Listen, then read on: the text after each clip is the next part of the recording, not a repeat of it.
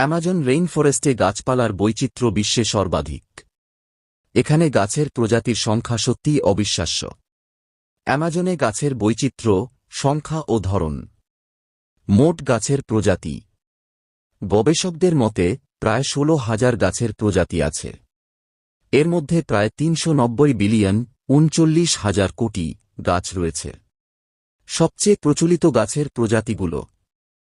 মাত্র 227টি প্রজাতি সম্পূর্ণ বনাঞ্চলের প্রায় অর্ধেক গাছের সংখ্যা গঠন করে। বাকিগুলো অপেক্ষাকৃত বিরল বা ছোট পরিসরে ছড়ানো।